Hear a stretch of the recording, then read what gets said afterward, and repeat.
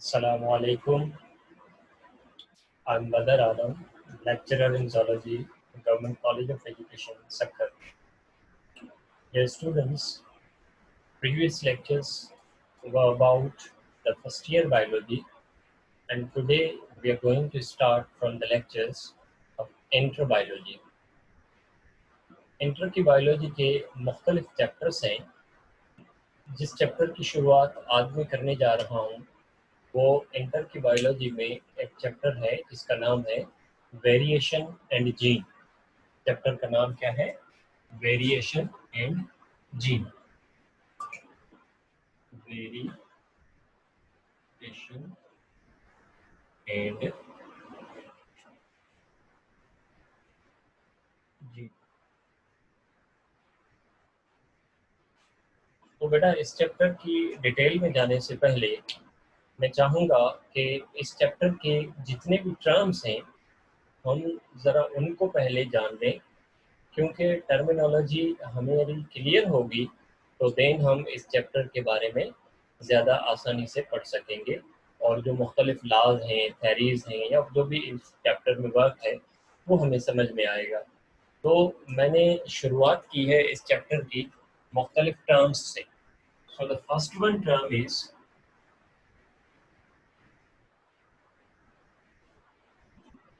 Genetics. Genetics is what? Genetics क्या है? Simply it is study of gene and their role in inheritance।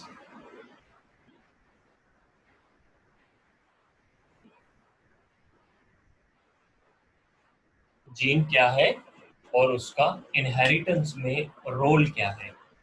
मतलब ये कि genetics biology की वो ब्रांच है जिस ब्रांच में हम जीन्स से रिलेटेड जो भी चीज़ें होती हैं, जीन्स की एबनॉर्मलिटीज़, जीन्स की म्यूटेशंस, जीन्स का इनहेरिटेंस का पैटर्न, जीन्स कौन सी जीन कौन से कैरेक्टर को रेगुलेट करती है, ये सारी चीज़ हम डिस्कस करते हैं जेनेटिक्स के अंदर। तो क्योंकि जेनेटिक्स में हम जीन के बारे में पढ़ते हैं तो our next term is what is gene. Gene क्या है? इसका जवाब ये है कि gene is the segment of DNA. Gene जो है वो एक डीएनए का सेगमेंट होता है, कंसिस्ट ऑफ, जो कि बनी हुई होती है पर्टिकुलर सीक्वेंस ऑफ न्यूक्लियोटाइड्स। एक जीन दूसरे जीन से मुख्तलिफ होती है किसमें? सीक्वेंस ऑफ न्यूक्लियोटाइड में, नंबर ऑफ न्यूक्लियोटाइड में। इसको हम कैसे समझेंगे? लेट्स सपोज कि ये हमारे पास एक डीएनए है। अब इस डीएनए के यहाँ से लेकर यहाँ तक ये जो सेगमेंट है, ये सेगमेंट है किसके लिए? कलर की जीन के लिए। लेट्स सपोज यहाँ से लेकर यहाँ तक ये जो जीन का सेगमेंट है, this is responsible for the height. तो ये दो मुख्तलिफ जीन्स हो गई। अब ये दो मुख्तलिफ जीन्स डीएनए का पार्ट है, डीएनए के सेगमेंट हैं। तो जब हम डीएनए में हाइट की जीन को कलर की जीन से अलग करेंगे तो हमें कैसे पता लगे कि ये जीन अलग है और वो जीन अलग है? तो डीएनए की बुनियाद पर या डीएनए के अंदर तो सिर्फ और सिर्फ एक जीन की शनाख्त दूसरी जीन से सिर्फ इस तरह से हो सकती है कि मिसाल के तौर पर जो हाइट की जीन है, लेट्स सपोज इसकी सीक्वेंस डीएनए के पास ये है, adenine thymine cytosine guanine adenine thymine cytosine. Let's suppose colour की जो जीन है उसकी सीक्वेंस डीएनए पर कौन सी है? Let's suppose thymine cytosine guanine adenine adenine thymine and cytosine. आपको पता है कि ये जो लेटर्स यहाँ पर लिखे हुए हैं असल में ये न्यूक्लियोटाइड के नाइट्रोजनस बेस के लेटर्स हैं। हर न्यूक्लियोटाइड एक दूसरे न्यूक्लियोटाइड से मुख्तलिफ होता है। किस बुनियाद पर? नाइट्रोजिनस बेस की बुनियाद पर। लिहाजा हम डीएनए की जो सीक्वेंसिंग करते हैं, वो भी नाइट्रोजिनस बेसिस की बुनियाद पर करते हैं। यानी जिस न्यूक्लियोटाइड का नाइट्रोजिनस बेस एडिनाइन होगा, हम कहेंगे कि ये एडिनाइन वाला न्यूक्लियोटाइड है। जिसका नाइट्रोजिनस बेस थायमीन होगा, हम कहेंगे ये थायमीन वाला न्यूक्लियोटाइड है। इसी तरह साइटोसिन नाइट्रोजिनस बेस होगा तो हम कहेंगे न्यूक्लियोटाइड जो है वो साइटोसिन वाला है। और उसी तरह गवानीन के लिए हम ये लफ्ज इस्तेमाल करते हैं। सो सारी जो सीक्वेंसिंग होती है डीएनए की, वो नाइट्रोजिनस बेसिस की बुनियाद पर होती है। तो यानी हाइट की जीन के जो न्यूक्लियोटाइड हैं, उनके नाइट्रोजिनस बेसिस की ये सीक्वेंस है। कलर की जो जीन है, उसकी नाइट्रोजिनस बेसिस की सीक्वेंस ये है।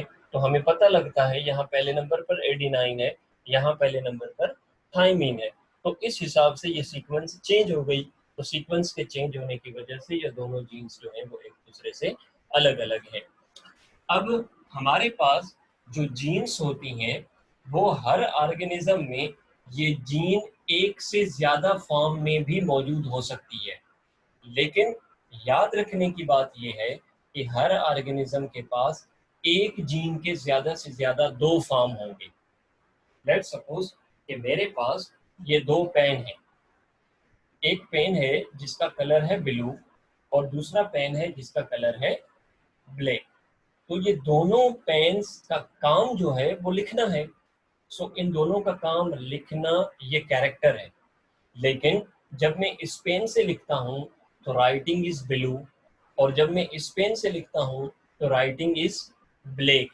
तो इन दोनों की एक्सप्रेशन एक दूसरे से मुख्तलिफ है। सो मैं यूँ कह सकता हूँ इन पेन्स के लिए कि ये जो दो पेन है, इन दो पेन में राइटिंग जो है वो इनका कैरेक्टर है। राइटिंग क्या है? इनका कैरेक्टर है। और राइटिंग कलर, राइटिंग कलर जो है वो इनका एक्सप्रेशन ऑफ कैरेक्टर है। वो क्या है? एक्सप्रेशन ऑफ कैरेक्टर है। तो इस हिसाब से ये दोनों पेन्स एक दूसरे से मुख्तलिफ हैं। अगर मैं इस पेन से लिखता हूँ तो एक्सप्रेशन इज ब्लू, और अगर मैं इस पेन से लिखता हूँ तो एक्सप्रेशन इज ब्लैक। सो अगर एक वक्त में, लेकिन यूज में जो कर रहा हूँ वो या ये पेन कर रहा हूँ या ये पेन कर रहा हूँ, तो मैं कह सकता हूँ ये दोनों पेन्स एक दूसरे के अल्टरनेट हैं। या तो ये इस्तेमाल की जाएगी या फिर ये इस्तेमाल की जाएगी। तो मकसद दोनों का लिखना है। लेकिन जब मुझे ब्लू से लिखना है, यानी ब्लू चाहिए, तो मैं ब्लू पेन इस्तेमाल कर रहा हूँ। जब मैं ब्लैक इस्तेमाल कर रहा हूँ तो तब मुझे कौन सी चाहिए? ब्लैक चाहिए। बिल्कुल उसी तरह जितने भी कैरेक्टर्स होते हैं, उनके फॉर्म एक से ज्यादा हैं। लेट्स सपोज अगर हम कलर की बात करें तो कलर ब्लू भी हो सकता है, कलर ब्लैक भी हो सकता है। So gene is for the character. उस जीन की जो एक्सप्रेशन है उसको जाहिर करने के लिए हमारे पास जीन के मुख्तलिफ फॉर्म होते हैं। सो जीन के मुख्तलिफ फॉर्म्स को हम नाम देते हैं क्या? Allele. So the third term is allele. Allele का मतलब क्या है? Alternate form of gene. जिस तरह अल्टरनेट फॉर्म ऑफ पेन से, ये पेन इसका अल्टरनेट है और ये पेन इसका अल्टरनेट है। सो जीन की अलील की डेफिनेशन क्या है? Alternate form of gene. मिसाल आपके सामने है कि कलर की जीन है। कलर की जीन एक्सप्रेस होगी तो ब्लू भी आ सकता है, कलर की जीन एक्सप्रेस हो रही है तो ब्लैक भी आ सकता है।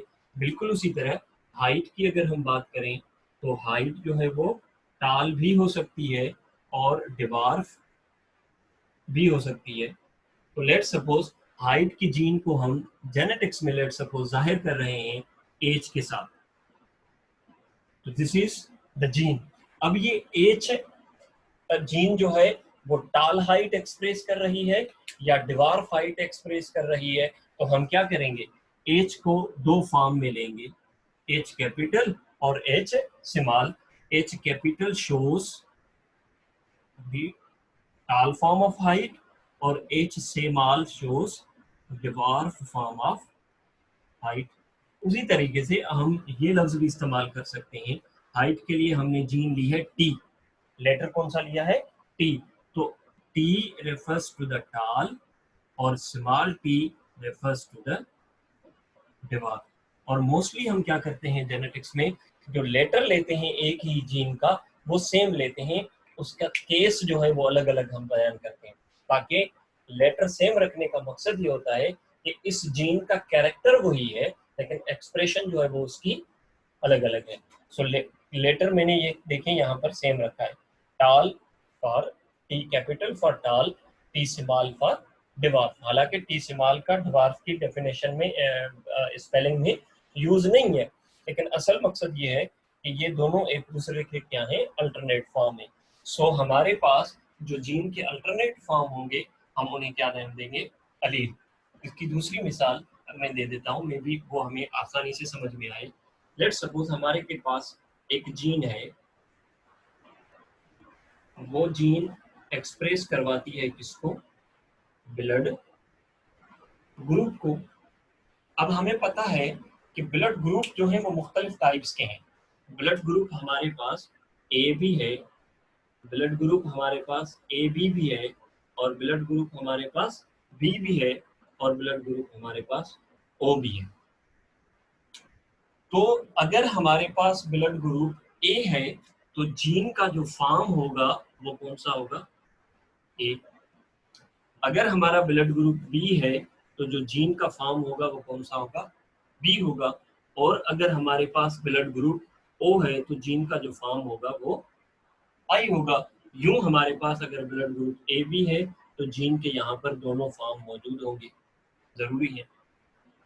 सो देखें, ये सारे जीन के फॉर्म हैं, इन सब का मकसद ब्लड ग्रुप को एक्सप्रेस करवाना है। तो अगर जीन का फॉर्म ये एक्सप्रेस होगा तो ब्लड कौन सा ग्रुप होगा? A blood group. अगर जीन के ये फॉर्म एक्सप्रेस होंगे तो blood group is A B.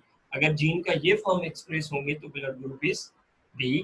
अगर जीन का ये फॉर्म एक्सप्रेस होगा तो blood group is O. So यूं समझे कि हमने ब्लड ग्रुप को जाहिर किया है किसके साथ? आई के साथ। सो आई के हमने मुख्तलिफ फॉर्म लिए हैं, आई ए, आई बी एंड आई स्मॉल। सो अगर जीन की बात करें तो जीन जो है वो ब्लड ग्रुप है। जीन कौन सी है इनकी? ब्लड ग्रुप है। अगर हम अलील की बात करें तो अलील ए, अलील बी और अलील ओ। अब मेरे ख्याल में आपको बात समझ में आ गई होगी। फिर भी अगर आपको कोई बात समझ में नहीं आती तो आप कमेंट्स में सवाल पूछ सकते हैं, हम आपको उनका जवाब देने की कोशिश करेंगे।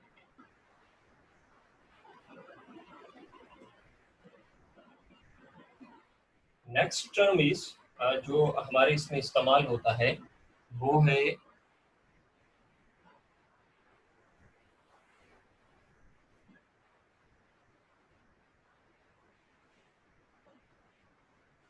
इस चैप्टर में जो दूसरा टर्म इस्तेमाल होगा हमारा वो है जीनोटाइप। क्या? जीनोटाइप। ये लफ्ज बता रहा है कि इसकी डेफिनेशन क्या है। जीनोटाइप यानी जेनेटिकली ऑर्गेनिज्म कैसा है, जेनेटिकल कॉम्बिनेशन कौन सी है। जीनोटाइप का मतलब क्या है? Means combination of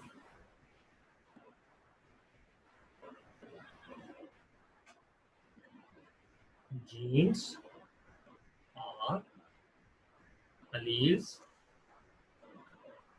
of any organism for a character। किसी कैरेक्टर के लिए ऑर्गेनिज्म के पास अलील्स या जीन्स का कॉम्बिनेशन कौन सा है। मिसाल के तौर पर हमारे पास ब्लड ग्रुप ए है, तो भाई ये ब्लड ग्रुप ए क्यों है, इसके लिए जीन्स कौन सी हैं, अलील्स कौन सी हैं, तो हम क्या कहेंगे? इसका जो अलीलिक कॉम्बिनेशन है वो लेट सपोज के ये है, so this is the genotype, ये क्या कहलाएगा, इसका जीनोटाइप कहलाएगा। या इसका अलीलिक कॉम्बिनेशन जो है वो ये है, तब भी ब्लड ग्रुप कौन सा है, ए है। सो अगर ये जीनोटाइप होगा तब भी ब्लड ग्रुप कौन सा आएगा, ए। अगर ये जीनोटाइप आएगा तब भी ब्लड ग्रुप कौन सा होगा, ए। सो कभी कभार हमें फिनोटाइप बताया जाता है और पूछा जाता है कि इसका पॉसिबल जीनोटाइप क्या होगा।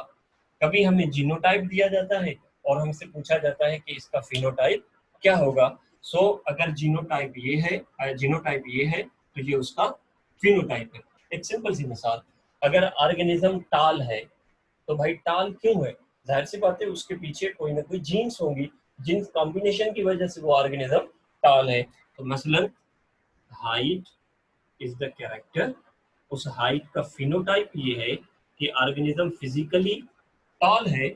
अब उसके पास जो जीनोटाइप है वो ये है, या फिर उसका जीनोटाइप जो है वो ये है, तो ये ऑर्गेनिज्म इस वजह से टॉल है। सो जीनोटाइप का मतलब ये है कि जेनेटिक कॉम्बिनेशन, ऑर्गेनिज्म के पास अलीलिक कॉम्बिनेशन कौन सी है, जीन्स की कॉम्बिनेशन कौन सी है, this is what genotype. Next term is phenotype.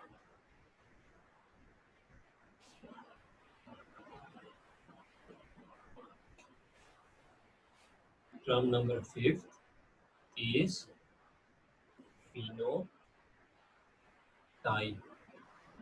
Fino, Fino यहाँ पर लफ्ज जो है वो रेफर कर रहा है किसको, फिजिकल अपीयरेंस को। सो सिंपल फिनोटाइप का मतलब है expression of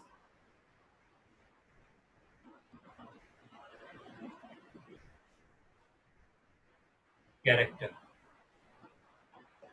expression of character. मसलन हमारे पास जीनोटाइप जो है वो ये है, मिसाल के तौर पर एक जीनोटाइप है मेरे पास ये। मुझसे पूछा जाता है कि भाई एक ऑर्गेनिज्म के पास ब्लड ग्रुप का जीनोटाइप ये है, तो आप बताएं उसका ब्लड ग्रुप क्या होगा। मेरा जवाब है उसका ब्लड ग्रुप ए होगा। तो this is the expression of character. Expression of character मतलब जीन्स की वजह से जो कैरेक्टर जाहिर हो वो फिनोटाइप कहलाता है। अगर हाइट की बात करूं तो लेट सपोज एक ऑर्गेनिज्म का जीनोटाइप ये है, भाई इसकी हाइट क्या होगी, सर इसकी हाइट जो है वो टाल होगी। सो द टाल इज फिनोटाइप। टाल होना ये फिनोटाइप है, ब्लैक होना फिनोटाइप है, वाइट होना फिनोटाइप है, कर्ली हेयर होना फिनोटाइप है, स्लिम होना फिनोटाइप है, एयर लोब्स का अटैच्ड होना फिनोटाइप है, अलग होना फिनोटाइप है। कोई ऑर्गेनिज्म टंग रोल कर सकता है, फिनोटाइप है, नहीं कर सकता, ये फिनोटाइप है। सो फिनोटाइप का मतलब ये है एक्सप्रेशन ऑफ कैरेक्टर, कैरेक्टर दिखने में कैसा है, कैरेक्टर ऑब्जर्वेशन में कैसा है, कैरेक्टर मेजरमेंट में कैसा है। So physical appearance of organism is called is what, phenotype, which is based upon the genotype. Genotype की एक्सप्रेशन कौन सी है, this is what phenotype. Clear. Next हमारे पास टर्म है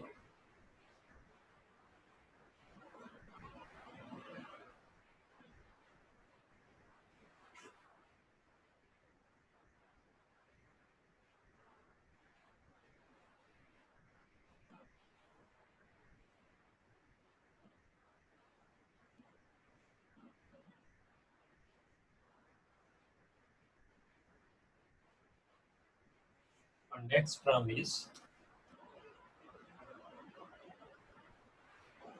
term number 6 I think, homozygous, homozygous। याद रख लें हर organism के पास एक जीन के दो फॉर्म होंगे। अगर वो ऑर्गेनिज्म डिप्लॉयड है तो क्या, अगर ऑर्गेनिज्म डिप्लॉयड होगा तो diploid organism always possess two form of the genes. अब ये दोनों फॉर्म जीन के एक दूसरे जैसे भी हो सकते हैं, मुख्तलिफ भी हो सकते हैं। अगर ऑर्गेनिज्म के पास जीन के दोनों फॉर्म यानी अलील एक जैसे हैं तो कहलवाएगा होमोजाइगस। अगर जीन के दो फॉर्म उसके पास एक दूसरे जैसे नहीं हैं यानी अलील एक दूसरे जैसे नहीं हैं तो ऑर्गेनिज्म उस कैरेक्टर के लिए, उस जीन के लिए कहलवाएगा हेटेरोजाइगस। सो सिंपल मिसाल, होमोजाइगस का मतलब क्या है? Having both alleles, having both alleles for a gene are same। अगर ऑर्गेनिज्म के पास दोनों अलील एक जीन के सेम हैं तो ऑर्गेनिज्म क्या कहलवाएगा? Organism is what? होमोजाइगस। फिर ऑर्गेनिज्म हम क्या कहेंगे? ये होमोजाइगस। कैसे? लेट्स सपोज कि ऑर्गेनिज्म के पास ये दो अलील हैं और दोनों अलील सेम हैं तो हम क्या कहेंगे? होमोजाइगस।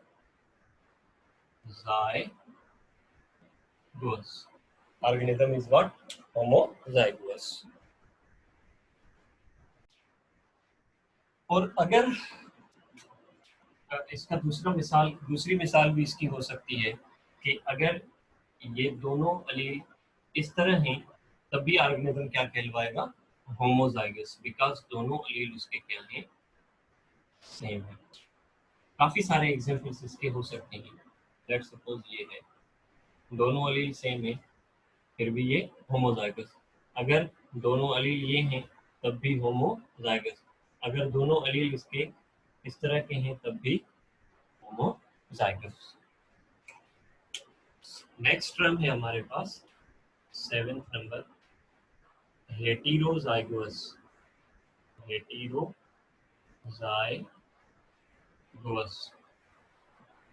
बिल्कुल इसका उलट, यानी जिसके पास दो अलील मौजूद हों किसी एक जीन के और दोनों अलील एक दूसरे से मुख्तलिफ हों। लेट्स सपोज हैविंग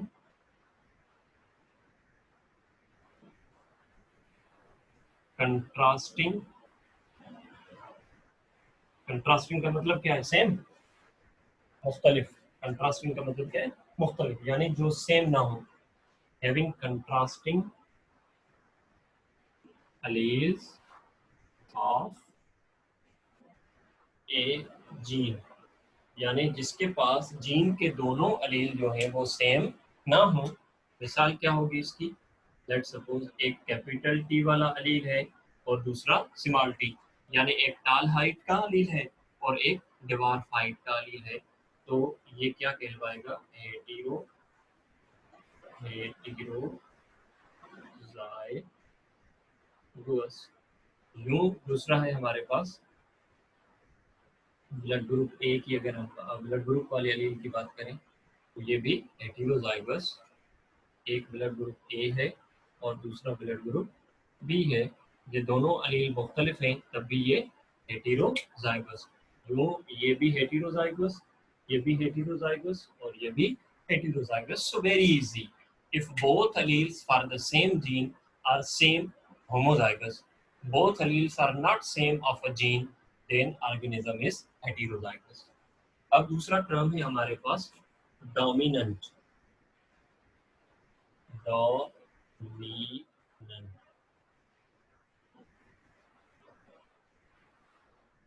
डोमिनेंट का मतलब है भारी होना, जो ज्यादा सकत रखता हो, जो ज्यादा शो हो सकता हो।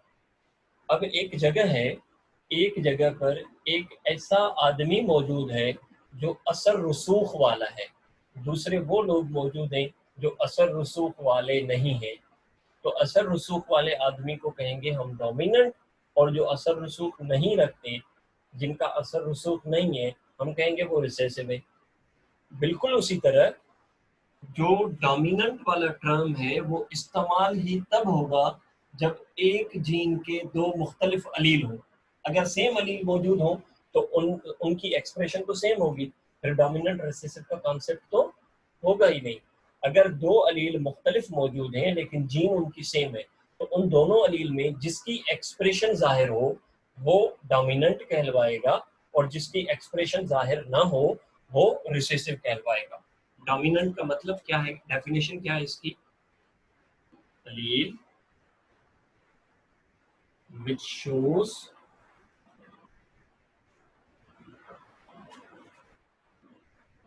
expression when two contrasting alleles are present। जब दो मुख्तलिफ अलील मौजूद हों उनमें से जो एक्सप्रेस हो वो डोमिनेंट और जो एक्सप्रेस ना हो वो रिसेसिव। कैसे? एग्जाम्पल, वही हम मिसाल लेंगे कि एक कैपिटल टी वाला अलील मौजूद है और दूसरा स्मॉल टी वाला। इसकी एक्सप्रेशन टाल है, इसकी एक्सप्रेशन दीवार पे, लेकिन ऑर्गेनिज्म की जो एक्सप्रेशन है वो अब कौन सी है? लेट्स सपोज टाल है, तो हम क्या कहेंगे?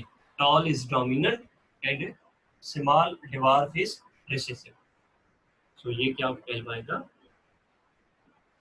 डोमिनेंट। दूसरा टर्म है हमारे पास, टर्म नंबर 9, रिसेसिव। कौन सा टर्म है? रिसेसिव। रिसेसिव रिसेसिव और डोमिनेंट का कॉन्सेप्ट हमेशा तब इस्तेमाल होगा जब दो अलील मौजूद हों मुख्तलिफ। सेम अलील होंगे तो वहां पर डोमिनेंट और रिसेसिव का कॉन्सेप्ट हमारा इस्तेमाल नहीं होगा। सो रिसेसिव का मतलब क्या है? allele which does not express when two alleles are present। दो मुख्तलिफ अलील मौजूद हों उनमें से जो एक्सप्रेस ना हो वो रिसेसिव, जो एक्सप्रेस होगा वो डोमिनेंट। यहाँ पर देखें वही मिसाल इस्तेमाल होगा हमारा एग्जाम्पल में, कैपिटल टी स्मॉल टी। जो एक्सप्रेस हुआ वो डोमिनेंट और ये एक्सप्रेस नहीं हुआ, so this one is what? Recessive. It's very easy, find out करना इसको इजी है। और याद रखें होमोजाइगस में कभी भी डोमिनेंट और रिसेसिव का कॉन्सेप्ट नहीं होगा, बिकॉज दोनों सेम है। यहाँ भी नहीं होगा, यहाँ भी नहीं होगा, यहाँ पर भी नहीं होगा, यहाँ पर भी नहीं होगा। डोमिनेंट और रिसेसिव का कॉन्सेप्ट तब होगा जब ऑर्गेनिज्म क्या होगा? हेटेरोजाइगस।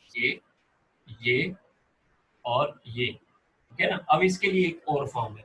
तीसरा हमारे पास टर्म मौजूद है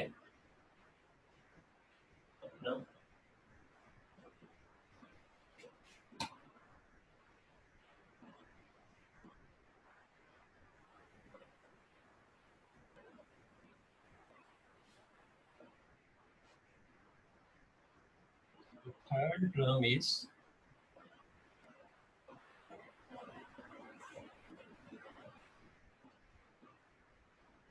term number 10, codominant। कोडोमिनेंट। कभी कभार ये होता है कि सोसाइटी में दो लोग ऐसे होते हैं जो एक दूसरे से मेल रखते हैं, यानी उन दोनों का लेवल एक जैसा होता है। सो दोनों का पावर जो है वो एक जैसा है, सो पावर शेयर करते हैं, यानी वो भी एक्सप्रेस कर रहा होता है, वो भी एक्सप्रेस कर रहा होता है। लेट्स सपोज कि दो ऐसी पार्टीज गवर्नमेंट में हैं जिनके पास, दोनों के पास अक्सरियत है, तो दोनों की एक्सप्रेशन जो है वो शो हो रही है और इक्वल शो हो रही है, तो this is what codominance. Codominance का मतलब क्या है? कोडोमिनेंट का मतलब two different alleles of a gene express together। यानी एक जीन के दो अलील हैं मुख्तलिफ लेकिन एक्सप्रेस दोनों हो रहे हैं, तो इस फिनोमेना को हम क्या कहेंगे? कोडोमिनेंस। और अलील को हम क्या कहेंगे, ये दोनों आपस में कोडोमिनेंट है। मिसाल क्या है इसकी, एग्जाम्पल, कि एक अलील है ब्लड ग्रुप ए का, दूसरा अलील है ब्लड ग्रुप बी का, यानी ये एक्सप्रेस होगा तो ब्लड ग्रुप ए और ये एक्सप्रेस होगा तो ब्लड ग्रुप बी, लेकिन यहाँ पर दोनों एक्सप्रेस हो रहे हैं, इसलिए ब्लड ग्रुप कौन सा है, ए बी है। So this phenomena is called is what, codominance. 11th term है हमारे पास incomplete dominance. Incomplete dominance.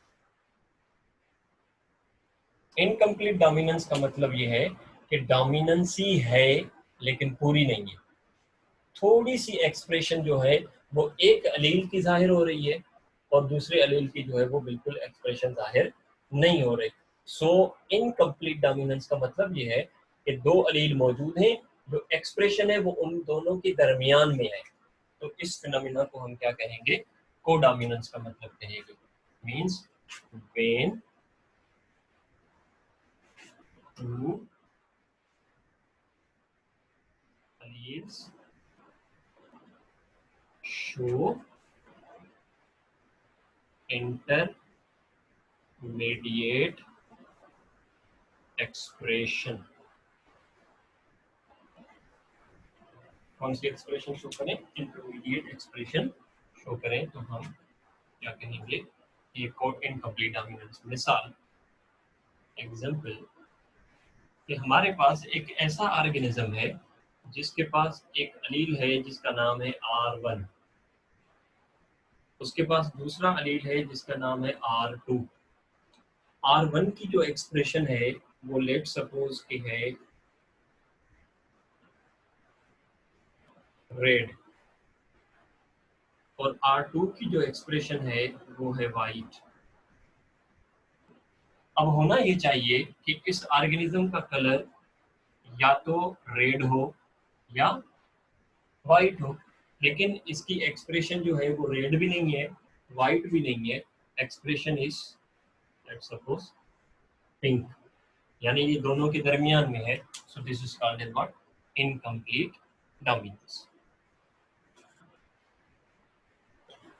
Next term है हमारे पास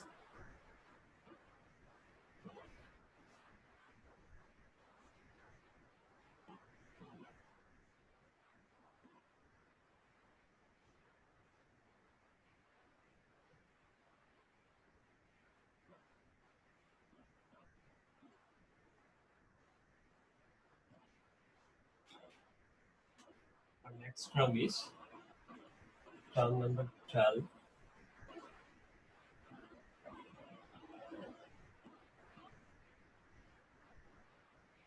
now 12 है जीनोम। क्या, जीनोम। जीनोम का मतलब ये है कि total genes and alleles of an individual। Individual के पास टोटल अलील और जीन्स कौन सी हैं, उन सबको मिलाकर एक नाम दिया जाएगा जीनोम। क्या, जीनोम। दूसरा टर्म है हमारे पास जीन पूल। यही डेफिनेशन यहाँ पर इंडिविजुअल की जगह पर आ जाएगा पॉपुलेशन।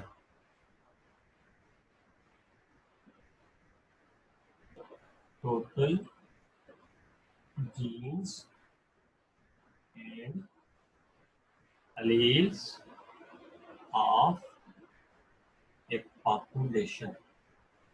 एक पॉपुलेशन में यानी एक स्पेशी के मेंबर्स में, सब में कौन कौन से टाइप के जीन्स हैं, कौन कौन से टाइप के अलील मौजूद हैं, सबको मिला के एक नाम दिया जाएगा, that is what, gene pool. ये हैं हमारे कुछ टर्म्स जो कि इस चैप्टर में इस्तेमाल होंगे। आई होप कि आपको ये क्लियर हो गए होंगे। अगर इनमें कोई प्रॉब्लम है तो आप कमेंट्स में पूछ सकते हैं, हम जवाब देंगे इंशाल्लाह। Thank you.